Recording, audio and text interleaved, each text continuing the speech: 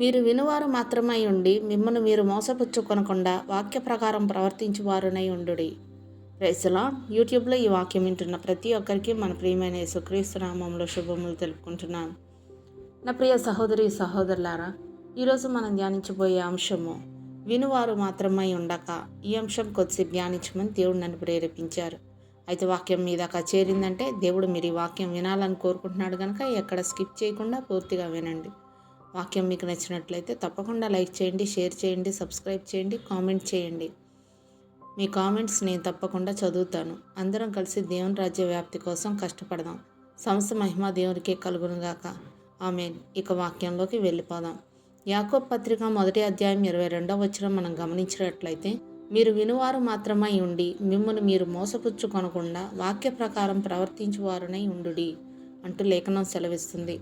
మన శరీరంలోని అన్ని భాగాలు ఒకటి కంటే ఎక్కువ పనులు చేస్తాయి. నోరు మాట్లాడుతుంది, తింటుంది. ముక్కు వాసన చూస్తుంది, గాలి పీలుస్తుంది.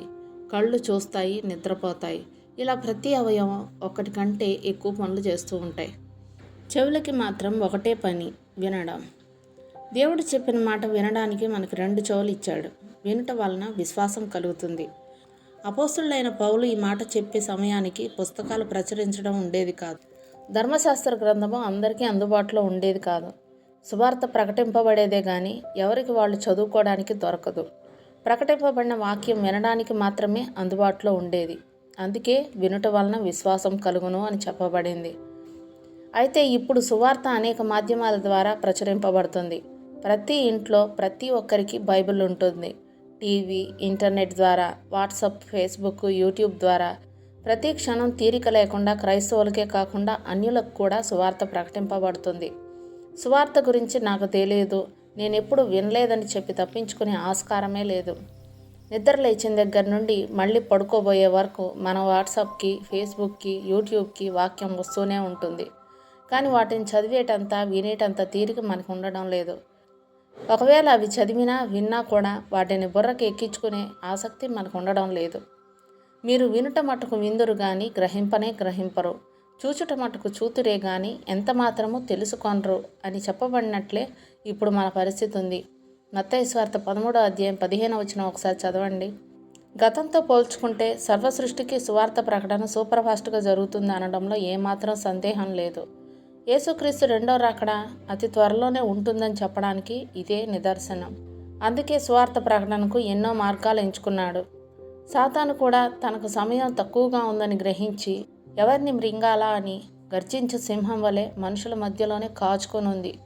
ఇలాంటి పరిస్థితుల్లో మనం వాక్యాన్ని నిర్లక్ష్యం చేసి 24 గంటలు సెల్ ఫోన్లో ఈ లోక విషయాలతో కాలక్షేపం చేస్తే ఎవరిని మృంగాలా అని గర్జించే సింహంలా కాచుకొని ఉన్న సాతానికి చిక్కుతాము. వాక్యం అంటే అక్షరాలు కాదు, వాక్యం అంటే దేవుడే. వాక్యము దేవుడై ఉండెను, ఆ వాక్యము కృపాసత్య సంపూర్ణుడుగా మన మధ్య నివసించెను అంటూ యోహాను సువార్త 1వ అధ్యాయంలో రాయబడి ఉండటం చూస్తున్నాం. వాక్యం మనలో ఉంటే దేవుడు మనలో ఉన్నట్టే. మనం వాక్య ప్రకారం జీవించకపోతే సులువుగా పాపంలో పడి సాతానుకు చిక్కి సర్వనాశనం అయిపోతాం. కాబట్టి మనం కేవలం వాక్యం వినువారం మాత్రమై ఉండకుండా వాక్యం విని గ్రహించి వాక్య ప్రకారం జీవించి వినిన వాక్యం మనలో నూరంతలుగా ఫలించేలా జీవిద్దాం. అందుకు మీరు సిద్ధమా? మళ్ళీ నెక్స్ట్ వీడియోలో మనం కలుసుకుందాం. అప్పటి వరకు మన దేవుని ప్రేమయో, రక్షకుడైన యేసుక్రీస్తు కృపయో, పరిశుద్ధాత్మ సహవాసం ఇప్పుడు ఎల్లప్పుడూ మీకును మీ కుటుంబానికి తోడైండును గాక. ఆమేన్.